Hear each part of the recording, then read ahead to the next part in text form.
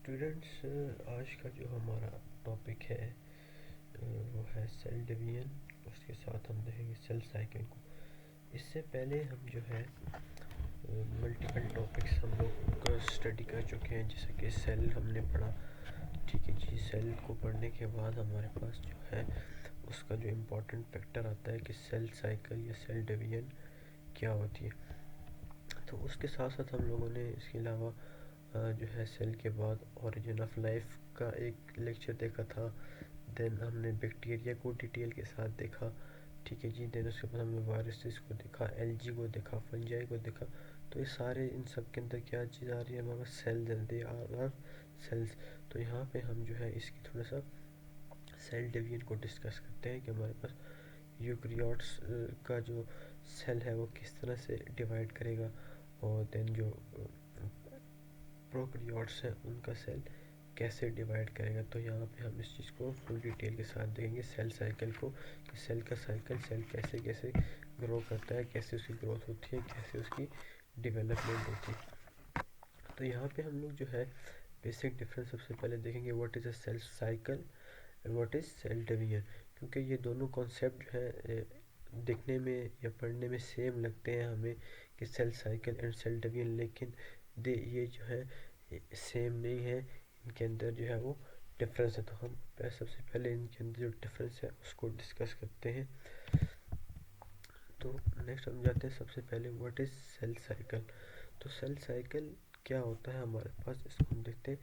Cell cycle is a cycle that is repeated pattern of growth and division that occurs in a eukaryotic cell। ठीक है जी। ये क्या है हमारे पास? repeated pattern of growth and division। ठीक है जी। repeated pattern of growth, ठीक है जी, the growth and division that occurs in a eukaryotic cells। ठीक है जी। यहाँ पे क्या है हमारे पास? It's a cell cycle and इसके अंदर हमारे पास क्या चीज़? ग्रोथ है और डिवीजन है। तो ग्रोथ अलग चीज़ है और डिवीजन अलग चीज़ है। ग्रोथ के अंदर हम लोगों ने पढ़ा था प्रीवियस लेक्चर्स के अंदर, ग्रोथ क्या है कि एक सिंगल सेल जो है इसका ये साइज़ है, देन थोड़ा कुछ टाइम के बाद ग्रो करेगा। वो सेल जो है वो ग्रो करेगा, उसका साइज़ बड़ा होगा, उसके अंदर जो ऑर्गेनेलीज है उनका साइज़ बड़ा होगा। तो ये क्या कर रहा है? It's a growth. सेल की एक ग्रोथ हो रही है, एक सिंगल सेल है, उसकी ग्रोथ हो रही है, ये बड़ा हो रहा है, ये साइज़ में बड़ा हो रहा है, वॉल्यूम के हिसाब से बड़ा हो रहा है। तो ये सारी क्या आती है हमारे पास? ग्रोथ आती है। देन हम देखते हैं division. What's a division? Division ये है कि एक सेल से हमारे पास जो है वो दो सेल्स का बन जाना, it is known as division. तो इन दोनों प्रोसेसेस को, ये दो जो प्रोसेस हैं, process of growth and process of division, इन दोनों को मिला के हमारे पास क्या बनता है? Cell cycle. ये कम्प्लीटली जो है इसको हम लोग क्या कहते हैं? Cell cycle. इफ़ अगर हम जो है सिर्फ इस चीज़ को स्टडी करना चाहते हैं, डिवीजन वाले पोर्शन को जो अगर हम देखेंगे तो हमारे पास होगा सेल डिवीजन होगी। लेकिन जब हम सेल की ग्रोथ को देखेंगे, उसके इंटरनल फंक्शंस को देखेंगे, उसके अंदर की जितनी भी प्रोटीन जो इसके अंदर वर्क कर रही हैं, जो एंजाइम्स इसके अंदर वर्क कर रहे हैं, जब उनकी फंक्शनैलिटी के ऊपर हम लोग जाएंगे, उनकी ग्रोथ के ऊपर जाएंगे, तो सारा हमारे पास ग्रोथ होगी। लेकिन जब हम उनको डिवीजन देखेंगे कि एक सेल से दूसरा सेल, एक सेल से दो डॉटर सेल्स बन रहे, तो हमारे पास क्या है? It's a cell division. तो हम साथ साथ देखते हैं कि it is the life of eukaryotic cell. ये जो है यूकैरियोटिक सेल्स के अंदर ये चीज़ होती है सेल साइकिल, जिससे यूकैरियोटिक सेल्स के साथ ही होता है। इसके अंदर क्या होता है? The way that this cell grow, ठीक है जी, सेल ग्रो कर रहा है बड़ा, and make the new copies and divide, new copies बनाएगा और डिवाइड हो जाएगा। तो ये तीनों चीज़ें मिलके हमारे पास क्या बनाती है? A cell cycle. Growth, making it two new copies and divide, same thing कि सेल के अंदर जो है ग्रो होगा, देन उसके अंदर जैसे कॉपीज बनेगी, देन वो डिवाइड हो जाएगा। ये जो सारा प्रोसेस है सेल साइकिल का, जो प्रोसेस हम लोग देख रहे हैं, या फिर जो सेल डिवीजन आ रही है, वो क्या हो रही है? It happens in the all of our body, it in all of our somatic cells. Somatic cells हमारे पास वो वाले सेल्स होते हैं जिनसे आपकी बॉडी बन रही है। All of the cells of the body except the reproductive cells, उन सब को छोड़ के जो है बाकी सारे सेल आपके सोमैटिक बॉडी सेल्स होते हैं, जिनके अंदर जो है डीएनए होता है, और वो डीएनए सारे सेल्स के अंदर क्या होता है, सेम होता है। तो ये सारा सारा जो जब जिन सेल्स के अंदर हमारा डीएनए जो है वो सेम होता है सारे सेल्स के अंदर, उनको हम लोग क्या कहते हैं, सोमैटिक बॉडी सेल्स कहते हैं या सोमैटिक सेल्स कहते हैं। तो हम इसको डिटेल के साथ देखते हैं, डिफरेंट जो है वो डेफिनेशंस के हिसाब से भी हम इसको देखेंगे ताकि हम इसको इजीली समझ सकें। तो यहाँ पे एक और जो है वो डेफिनेशन यहाँ पे हम देख सकते हैं कि cell cycle is a sequence of cell growth and division. ये हमारे पास सबसे बेसिक और सबसे शॉर्ट जो है वो डेफिनेशन आ जाती है। ये आप लोग इस चीज़ को रिमेंबर भी कर सकते हैं। It's our definition of cell cycle. ठीक है जी, ये हमारे पास क्या है, सेल साइकिल की डेफिनेशन है। Cell cycle is sequence of cell growth. Sequence क्या होता है, हमारे पास बार बार रिपीट हो रहा होता है, तो ये क्या है, sequence of growth, cell growth and cell division. Cell cycle is a period from the beginning of one division to the beginning of the next. तो सेल साइकिल मतलब एक सीक्वेंस हमारे पास चल रहा है, एक सेल की डिवीजन से लेके एक सेल जो है हमारे पास दो डॉटर सेल्स के अंदर अगर जा रहा है, उससे उससे दो डॉटर सेल्स बन रहे, तो लाजमी बात है जब ये एक न्यू सेल बन रहा है तो वो दोबारा से ही इसी कंडीशन के अंदर आएगा ना, और वो भी जो थोड़े टाइम के बाद मैच्योरिटी के बाद वो भी डिवीजन की तरफ जाएगा। तो ये जो है एक कंप्लीट जो है एक प्रोसेस है, एक कंप्लीट साइकिल है। देखिए एक सेल की डिवीजन से लेके एक सेल की डिवीजन से लेके दूसरे के, एक सेल की डिवीजन की एंड से लेके दूसरे के शुरू तक। ठीक है जी, it's a beginning period from the beginning of the division of one division, एक डिवीजन के बिगनिंग से to the beginning of the next, एक की शुरू से लेके दूसरे की शुरू तक। ये पूरा का पूरा एक हमारे पास साइकिल बन जाता है। साइकिल हमारे पास क्या होता है, इस तरह का राउंड फॉर्म होता है जो कि बार बार रिपीट कर रहा होता है, उसके अंदर सेम चीज़ें सेम प्रोसेस बार बार हो रहा होता है, उसको हम साइकिल कहते हैं। The time it takes to complete one cycle is called the generation time. कि अगर आपका एक सेल जो है वो एक सेल साइकिल को कंप्लीट करता है तो उसको हम लोग क्या कहते हैं, जनरेशन टाइम। ये जो है मोस्ट इम्पॉर्टेंट जो है टर्म है हमारे पास, इसको आप लोग मेमोराइज कर लें, ये आपके साथ साथ चलेगी आपकी सारी थ्रू आउट आपकी होल स्टडीज़ के अंदर, नेक्स्ट लेवल्स के अंदर, नेक्स्ट क्लासेस के अंदर, नेक्स्ट जो है वो एडवांस स्टडीज़ के अंदर आप लोग इस चीज़ को जो है मेमोराइज कर लें कि generation time is the time when a cell takes complete one cycle. ठीक है जी, जब एक cell complete one cell cycle complete करता है, कंप्लीट सेल कंप्लीट प्रोसेस को, कंप्लीट साइकिल को जो है रिपीट करता है, या उसको इतना टाइम जो टाइम लेता है उस एक प्रोसेस को, एक सेल साइकिल को कंप्लीट करने में, उसको हम लोग क्या कहते हैं, जनरेशन टाइम। तो यहाँ पे हम लोग देखते हैं कि सेल साइकिल के बेसिक जो है वो फेजेस कौन कौन से आते हैं। इसकी हम मल्टीपल डिवीजन भी करते हैं। यहाँ पे हम लोग इसकी जो है वो सिर्फ मेन दो ही जो है वो फेजेस को हम यहाँ पे करते हैं कि दो मेन इसके फेजेस होते हैं सेल साइकिल के। First one is interphase, the cell growth and the coupling of chromosomes in preparation for the cell division. ये सबसे पहला स्टेज, सबसे पहला फेज ये है कि preparation for the cell division. ठीक है जी, प्रिपरेशन फॉर सेल डिवीजन।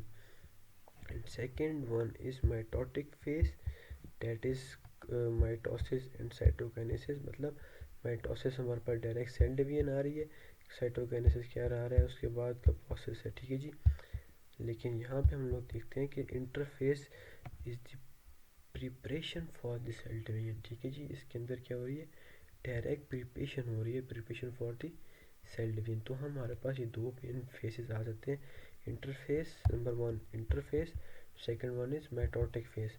ठीक है जी, इन दोनों को हम जो है आगे डिटेल के साथ जो है वो पढ़ेंगे। तो यहाँ पे हमें दो चीज़ें जो है वो माइंड में रखनी है कि इंटरफेस और मेटोटिक फेस के अंदर बेसिक डिफरेंस ये है कि इंटरफेस के अंदर क्या होता है, सेल जो है ग्रो करता है। ठीक है, सेल ग्रो कर रहा है और कॉपलिंग ऑफ क्रोमोसोम्स हो रही है। ठीक है, उसके अंदर क्रोमोसोम्स की कॉपी बन रही है। देन उसके अंदर क्या हो रही है, प्रिपरेशन हो रही है। ये 3 मेन चीज़ें होती हैं इंटरफेस के अंदर। लेकिन माइटोटिक फेज के अंदर क्या हो रहा है, direct the actual the main process of cell division. यहाँ पे क्या है कि main process of cell division हो रहा है। इंटरफेस के अंदर क्या हो रहा है, प्रिपरेशन हो रही है सेल डिवीजन के लिए।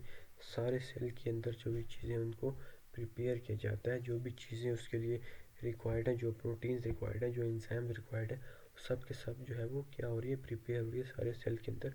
डिवीजन का प्रोसेस से पहले सारी प्रिपरेशन हो रही होती है। तो यहाँ में हम इंटरफेस को डिटेल के साथ देखते हैं। सेल जो है हमारे पास, वो हमारा जो है वो मेजॉरिटी ऑफ द टाइम जो है वो इंटरफेस के अंदर ही गुजारता है, क्योंकि वो सारी की सारी ग्रोथ, जब सेल डिवाइड होके आता है तो उसके बाद उसको दोबारा ग्रोथ की ज़रूरत पड़ती है। ग्रो करेगा, जब मेच्योर होगा तभी वो डिवाइड करेगा ना। विदाउट मेच्योरिटी वो क्या करेगा, वो डिवाइड नहीं कर सकता। तो cell depend the majority of their cell cycle in interphase. सबसे ज़्यादा से ज़्यादा टाइम जो है वो इंटरफेस के अंदर गुजारता है। ज़्यादा से ज़्यादा साइकिल का जो पीरियड है, जो टाइम पीरियड है, वो ज़्यादा इंटरफेस होता है। ठीक है, तो इसके अंदर क्या होता है, इंटरफेस के अंदर cell grows into its mature size. जब तक वो मेच्योर साइज के अंदर ग्रो करता है, ठीक है जी, इंटरफेस के अंदर हमने पढ़ा कि सेल की ग्रोथ हो रही होती है। Then makes a copy of its DNA. जब वो जो है वो डिवीजन की तरफ, जब एक सेल मेच्योर हो जाता है, ग्रोइंग का प्रोसेस तो चल रहा होता है। जब एक सेल जो है कम्प्लीटली ग्रो होके मेच्योर साइज़ के अंदर आ जाता है, साइज़ फिक्स्ड होते हैं हर सेल के अंदर, हर ऑर्गेनिज्म के हिसाब से, हर बॉडी सेल्स के हिसाब से। तो जब हमारा सेल जो है वो मेच्योर साइज़ की तरफ या मेच्योर साइज़ पे आ जाता है, तो वो क्या करता है, makes a copy of its DNA. वो अपने डीएनए की कॉपीज़ बना लेता है अपने अंदर ही। देन जब कॉपीज़ बन जाती हैं डीएनए की, न्यूक्लियस के अंदर हमारे पास डीएनए प्रेजेंट होता है। तो जब वो डीएनए खुद की कॉपीज़ बना लेता है, मल्टीपल कॉपी जब बन जाती है, तो उसके बाद क्या होती है, प्रिपरेशन फॉर द डिवीजन।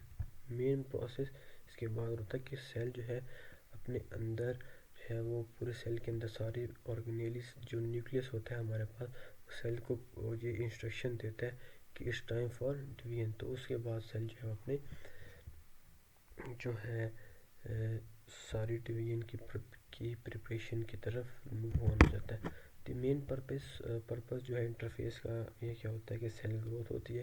क्योंकि जब सेल डिवाइड होके आता है तो डायरेक्ट जो है इंटरफेस के अंदर चला जाता है, सेल वहाँ पे ग्रो कर रहा होता है, सारा कुछ कर रहा होता है। तो ये ज़्यादा टाइम जो है इंटरफेस के अंदर गुजारेगा। और ये जो है इसका जो बेसिक पर्पस है इंटरफेस का, कि ये सेल को ग्रो करवाएगा।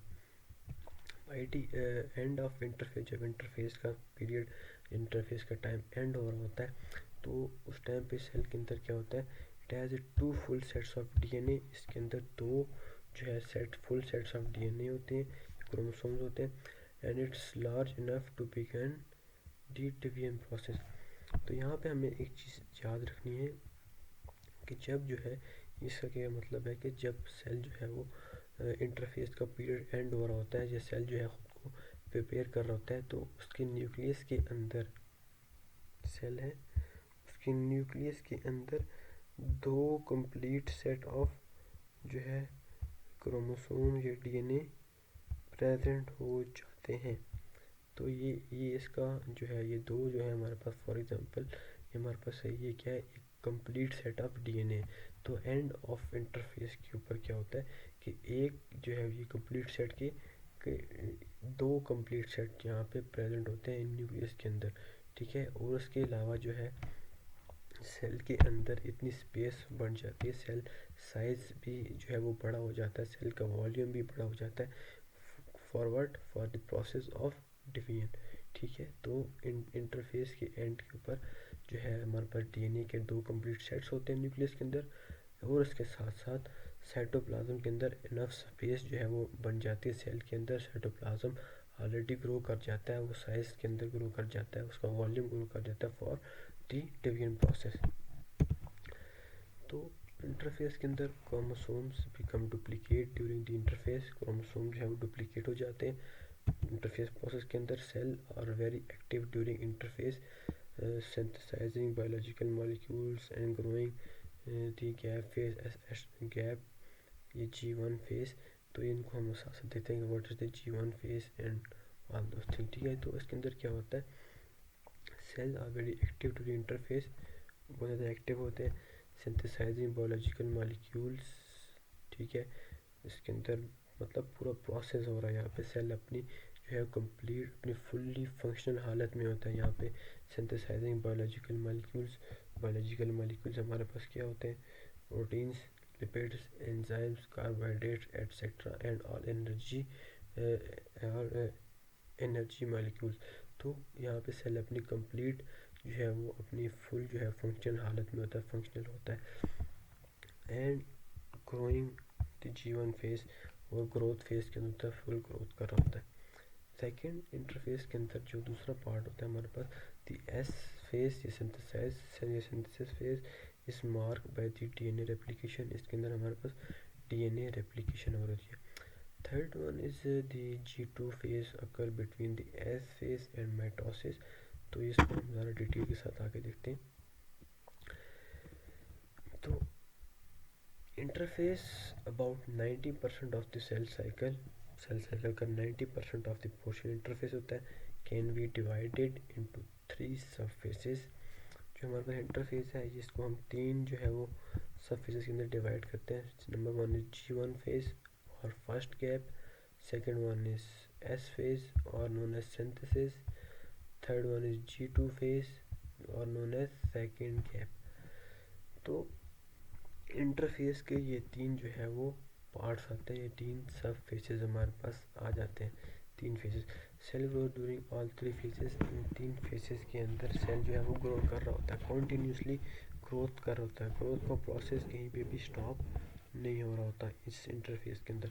सेल तो साथ साथ ग्रो कर रहा है, लेकिन जो है वो क्रोमोसोम जो है वो डुप्लीकेट हो रहे होते हैं, बाकी जगह पे बाकी सेल जो है वो ग्रो कर रहा होता है, साइज़ के अंदर हर चीज़ के अंदर ग्रो कर रहा होता है, उसका साइटोप्लाज्म ग्रो कर रहा होता है, बाकी वॉल्यूम ग्रो कर रहा होता है, जो उसके अंदर ऑर्गेनेलीज है उनका साइज़ जो है वो भी ग्रो कर रहा होता है, लेकिन सिर्फ और सिर्फ क्रोमोसोम जो है वो डुप्लीकेट कर होते हैं, वो अपनी कॉपीज़ बना रहे होते हैं। फॉर एग्जांपल अगर ह्यूमन के अंदर 23 पेयर्स ऑफ क्रोमोसोम्स हैं, तो वहाँ पे एस फेज के अंदर या सिंथेसिस फेज के अंदर वो 23 की जगह 46 पेयर्स जो है वो बन जाते हैं।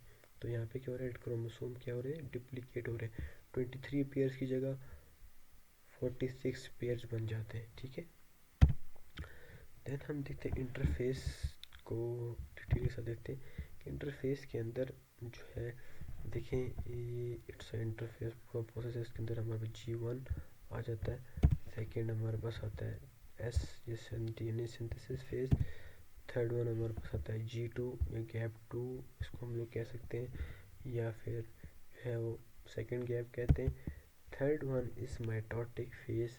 ठीक है जी, जो हम लोगों ने पढ़ा था इंटरफेस के अंदर ये 3 चीज़ें आती हैं। ये देखें हमारे पास ये है लॉन्ग जो है वो टाइम या लॉन्ग साइकिल, हम लोग कह रहे हैं कि ये किसके अंदर जा रहा है, इंटरफेस का आ रहा है, स्मॉल पोर्शन जो है सिर्फ वो माइटोटिक फेज का हमारे पास आ रहा है। तो main stages of the cell cycle और gap 1 synthesis, gap 2 and mitosis. Gap 1 के अंदर क्या हो रहा है, cell growth and normal function, इसके अंदर सेल ग्रो कर रहा है और अपने नॉर्मल फंक्शंस परफॉर्म कर रहा है। जैसा कि मैंने इससे पहले आप लोगों को बताया कि यहाँ पे जो है सेल अपनी नॉर्मल हालत में होता है, गैप 1 में या G1 में ये अपनी नॉर्मल हालत में हो रहा है, नॉर्मल फंक्शंस परफॉर्म कर रहा होता है, कोई भी किसी किस्म का इसके अंदर कोई एक्सटर्नल जो है वो प्रोसेस इन्वॉल्व नहीं हो रहा होता। ठीक है जी, interphase gap 1 cell normally grow कर रहा है, अपने नॉर्मल फंक्शन परफॉर्म कर रहा है और अपनी जो ऑर्गेनीज वगैरह उनको रेप्लिकेट कर रहा है, जैसे जैसे सेल की नीड है, जो सेल की नीड है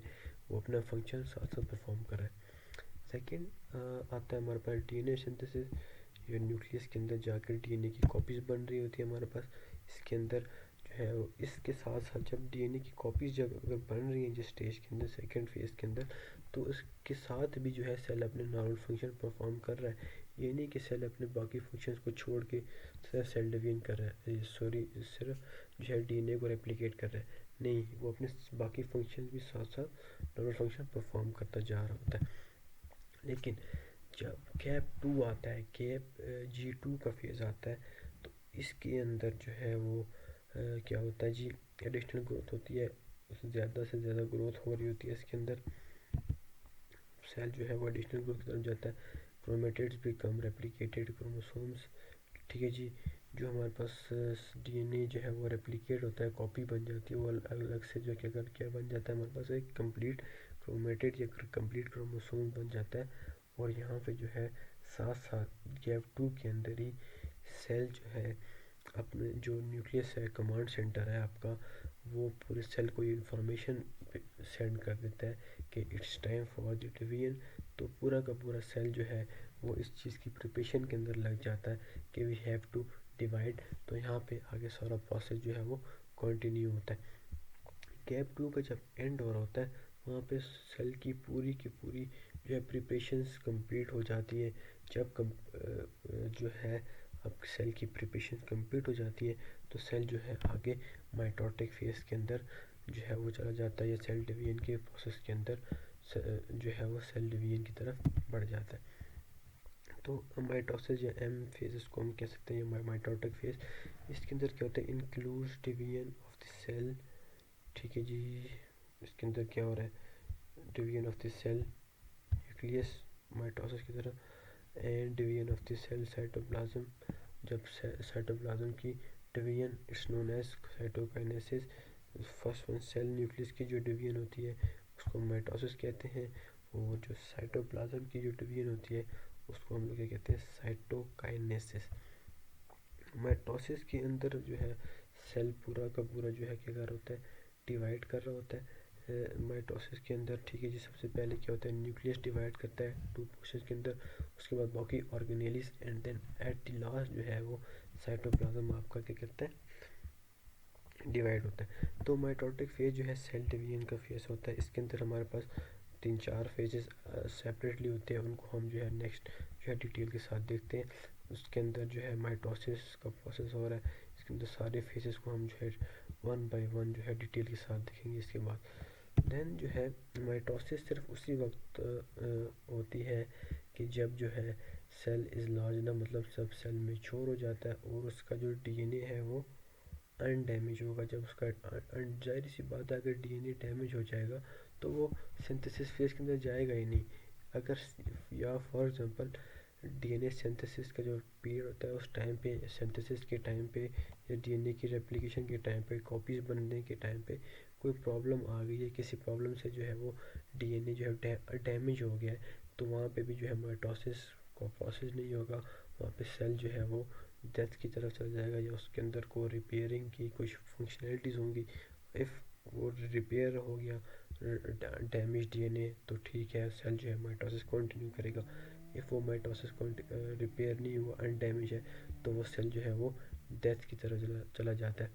इन सब केसेस जब आपका डीएनए डैमेज हो जाता है या किसी भी वजह से जो है उसके अंदर कोई प्रॉब्लम काज हो जाती है, तो हमारा जो है वो जो है अनकंट्रोल सेल डिवीजन की तरफ चला जाता है। जब अनकंट्रोल सेल डिवीजन होती है तो उसको हम लोग क्या कहते हैं, कैंसर का नाम देते हैं। जब अनकंट्रोल सेल डिवीजन होती है तो उसको हम लोग कैंसर कहते हैं। तो यहाँ पे यह है माइटोसिस सिर्फ उसी टाइम पे होगी जब आपका डीएनए जो है वो अनडैमेज होगा और सेल के अंदर इतनी स्पेस होगी कि वो जो है वो क्या कर सके, डिवाइड कर सके। यहाँ पे हम ज़रा इसको डिटेल के साथ देखते हैं।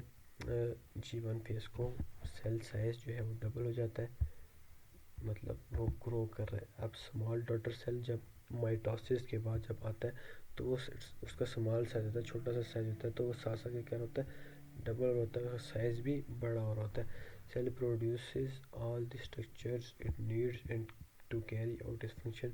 यहाँ पे क्या है कि वो अपने सारे फंक्शन परफॉर्म करता है, सारे प्रोसेस को परफॉर्म करता है। तो ज़ाहिर सी बात है, जब एक सेल है उसका लाइफ टाइम होता है, वो अपने लाइफ टाइम को कंप्लीट करता है। तो हर सेल का लाइफ टाइम होता है, ये नहीं है कि एक सेल अभी बना तो 1 मिनट बाद वो डेथ हो गई, उसकी जो है वो उसका जो है वो डिवीजन की तरफ चला गया। नहीं, वो अपना पूरा प्रोसेस अपना लाइफ साइकिल को कंप्लीट करता है। जैसे कि हम लोग जो है वो डिफरेंट स्टडीज़ हमें ये कहती है कि आपके जो है अब आपके रेड ब्लड सेल्स या किसी भी तरह के ब्लड सेल्स हैं, तो उनकी जो है एक कंप्लीट जो है वो लाइफ टाइम होता है। फॉर एग्जांपल 120 डेज़ या 30 डेज़ या 1 डे। तो वो जो जितना भी उसका टाइम होता है, जो भी उस सेल सर्कल का टाइम होता है, तो उसके अंदर वो क्या कर रहा होता है, अपने नॉर्मल फंक्शंस परफॉर्म कर रहा होता है।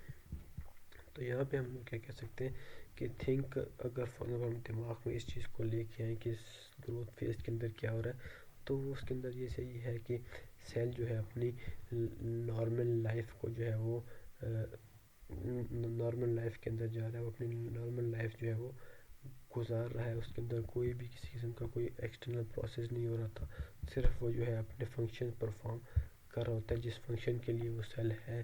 फॉर एग्जांपल कि आपके लिवर के अंदर कोई सेल्स है, तो उनका क्या क्या काम होता है, ब्लड सेल्स को जो है ब्लड को बनाना, या उसके अलावा किसी और जगह के जो सेल्स है, फॉर एग्जांपल किडनी के सेल्स हैं, तो उनका इनका क्या फंक्शन होता है कि आपके ब्लड को जो है वो एक्स्ट्रा जो है वेस्ट मटेरियल से साफ़ करना। तो हर जो है सेल है उसका अपना फंक्शन होता है। तो इस टाइम के अंदर G1 फेज़ के अंदर सेल अपनी नॉर्मल लाइफ पर जो है वो स्पेंड कर रहा होता है, और साथ साथ अपने नॉर्मल फंक्शंस को भी परफॉर्म आउट कर रहा होता है। Second one is DNA कॉपिंग। S phase के अंदर क्या होता है, सेल में एक कॉपी ऑफ इस DNA, ठीक है जी, अपने सेल जो है अपनी DNA की कॉपीज़ बना लेता है। यहाँ पे हम देखते हैं कि एक सेल का एक क्रोमोसोम था, उसकी जो है वो डबल स्टैंडर्ड या उसकी अनदर कॉपी बन जाती है। This happen because the new cell need all of the direction from its function and for its function in survival. DNA की कॉपिंग की हो रही है। इसका मेन फंक्शन ये है कि जब आपके एक सेल से दो सेल्स बनेंगे, तो जो दूसरे दो सेल्स बन रहे हैं उन्हें भी तो कंप्लीट इन्फॉर्मेशन चाहिए ना, कि उन्होंने कैसे काम करना है, कैसे उनको क्या क्या क्या चाहिए, all the directions for it function and survival. उसे अपने फंक्शन के लिए और अपने सर्वाइवल के लिए ऑल डायरेक्शंस ऑल इन्फॉर्मेशन चाहिए। तो इसी वजह से जो है आपका DNA जो है वो क्या कर रहा होता है, रेप्लिकेट करता है या कॉपी हो जाता है।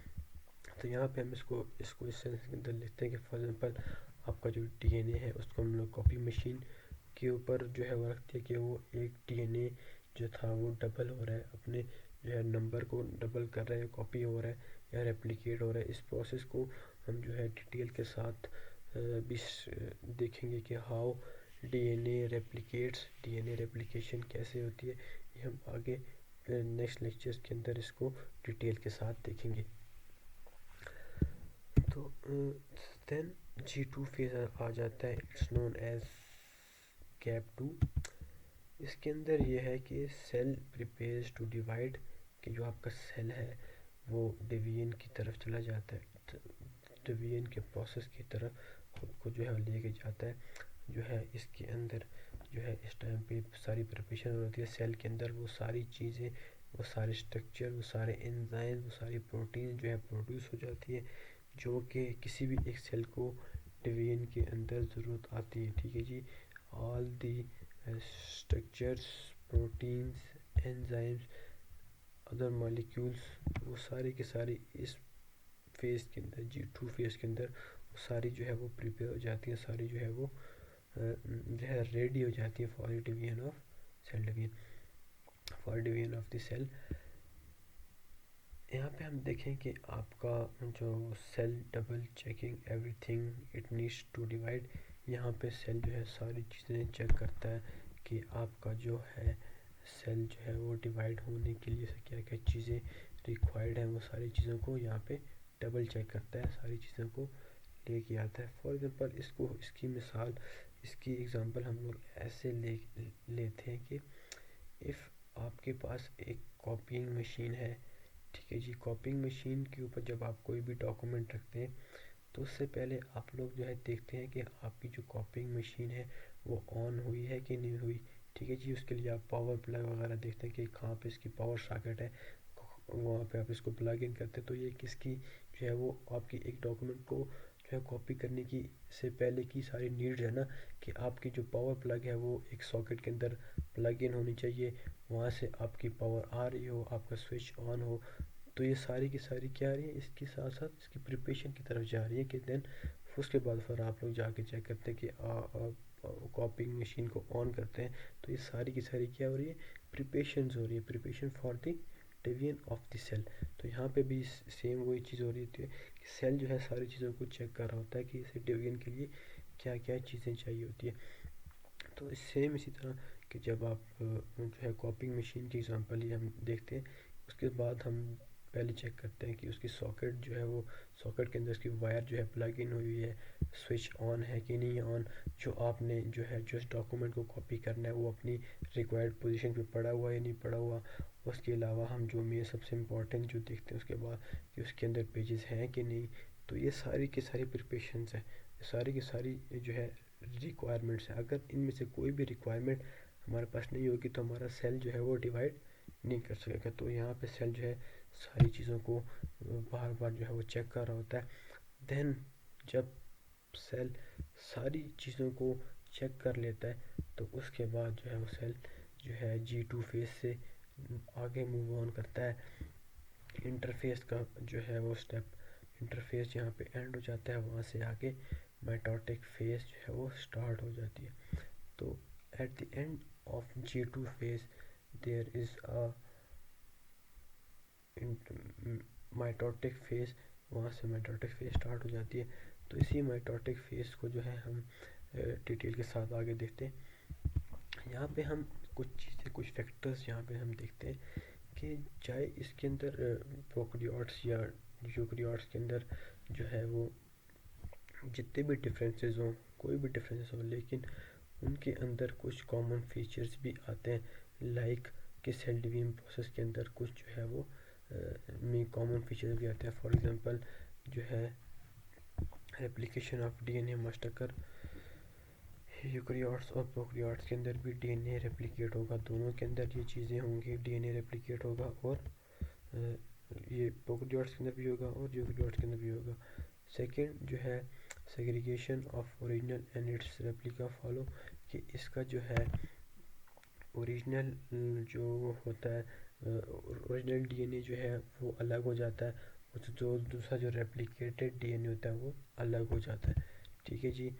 सेकंड और उसके अलावा जो है थर्ड वन आता है cytokinesis and the cell division process. Cytokinesis जो है साइटोकाइनेसिस हमारे पास क्या होती है, cytokinesis is the division of cytoplasm. तो साइटोप्लाज्म की जब डिवीजन हो जाती है तो इट्स मीन कि सेल डिवीजन का प्रोसेस एंड हो चुका है। whenever whether the cell is eukaryotic or prokaryotic, the basic events must occur। जो basic events हैं वो लाजमी होंगे, चाहे वो सेल यूकैरियोटिक है या प्रोकैरियोटिक है। ठीक है, बेसिक इवेंट्स हमारे पास यही तीन सारे होंगे कि सेल जो इंटरफेस के अंदर जाएगा, देन इंटरफेस के प्रोसेस सारे होंगे, देन उसके बाद करते करते सारे प्रोसेस यहाँ पे कंप्लीट होंगे, प्रोसेस वही रहेंगे, बेसिक इवेंट्स जैसे सेम रहते हैं। अगर हम देखते हैं कि heredity material is passed on to the new cells by mitosis और मियोसिस। ठीक है, माइटोसिस और मियोसिस ये दोनों जो है this are the main two steps of cell division. Cell division की ये दो मेन जो है वो कंपोनेंट्स हैं, जो दो मेन टाइप्स हम इसको कह सकते हैं कि माइटोसिस माइटोक ठीक है जी, माइटोसिस एंड मियोसिस। ये जो है ये दोनों एम फेज के जो है टाइप्स हैं, या सेल जो है एम फेज के अंदर जाके जब माइटोटिक फेज के अंदर जाएगा वो आइदर माइटोसिस करेगा या फिर मियोसिस के अंदर जाएगा। तो cell division, growth and replication ये सारी की सारी प्रोसेसेस जो है वो सेम होती है। देन हमारे पास क्या होता है, इंटरफेस होता है, सबसे पहला phase interface, second one is mitosis, third one is cytokinesis and fourth one is meiosis. Meiosis के माइटोसिस के अंदर क्या होता है कि आपके अंदर जो है सेल के अंदर डीएनए नंबर जो है वो सेम रहता है। मियोसिस के अंदर डीएनए नंबर जो है क्रोमोसोम नंबर जो है वो हाफ हो जाता है या फिर 2 टाइम डिक्रीज कर जाता है। तो उसके अलावा हम देखते हैं कि सेल डिवीजन के अंदर जो है वो क्या क्या चीज़ें हमें चाहिए होती हैं।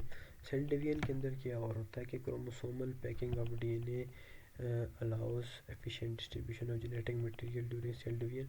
तो क्रोमोसोमल पैकिंग ऑफ डीएनए मतलब क्या है कि क्रोमोसोम जो होते हैं उनके अंदर हमारा डीएनए प्रेजेंट होता है।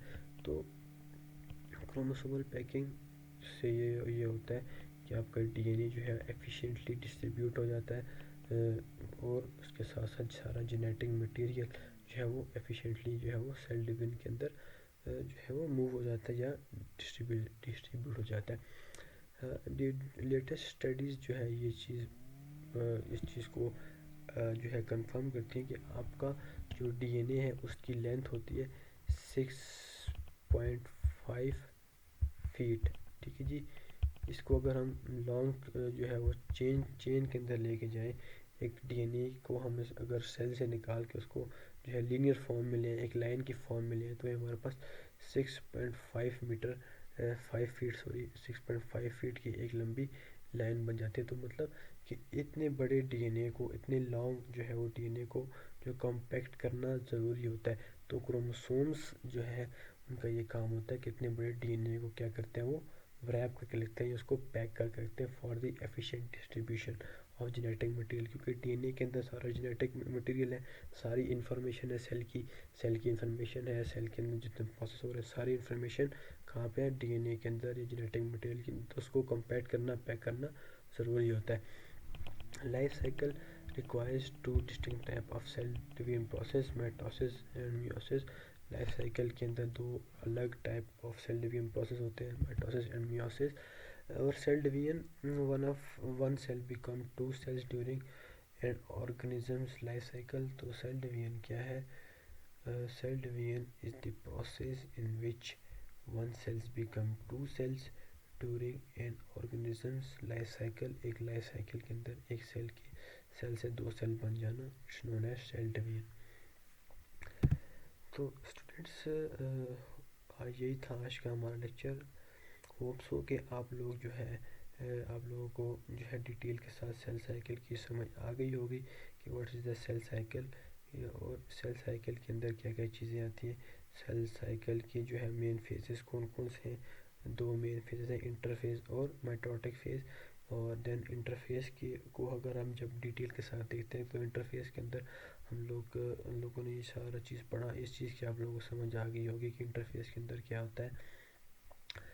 तीन फेजेस उसके अंदर होते हैं। उसके अंदर सेल जो है नॉर्मल लाइफ को जो है नॉर्मल लाइफ या नॉर्मल ग्रोथ की तरफ जाता है, अपने नॉर्मल फंक्शंस परफॉर्म करता है जो है इंटरफेस के अंदर या G1 फेज़ के अंदर।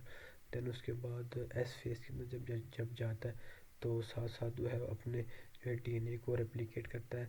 और देन G2 के अंदर जब जाता है तो वहाँ पे क्या करता है, preparation for the cell division. तो सेल डिवीजन हमारा मेन टॉपिक है यहाँ पे, लेकिन हमने इससे पहले सेल साइकिल को समझना ज़रूरी था।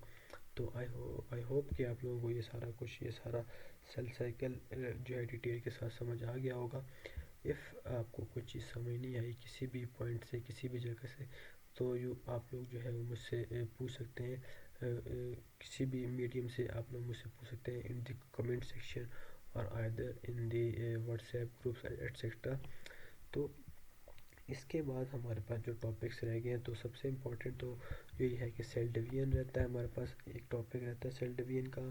देन उसके बाद हमारे पास जो है कुछ जो है वो मेन जो है टॉपिक्स रहते हैं हमारे इस कोर्स के अंदर, जिनके अंदर हमारे पास आ जाता है कि introduction to animal and plant biology, ये एक हमारा टॉपिक जो है वो रहता है। उसके अलावा जो है स्टडी ऑफ जो है प्लांट की स्टडी रहती है। ठीक है जी, हमने प्लांट्स को कैसे स्टडी करेंगे, ये हमारे दो टॉपिक्स रहते हैं। उसके अलावा कुछ और टॉपिक्स भी हैं लाइक के role of biology in medicine. तो ये सारे टॉपिक्स जो है हम जो है डिटेल के साथ स्टडी करेंगे। तो उसके अलावा भी अगर आपके पास किसी भी किस्म का जो है क्वेश्चन हो आइदर फ्रॉम दिस लेक्चर और प्रीवियस लेक्चर्स, तो आप लोग मुझसे पूछ सकते हैं। Thank you very much.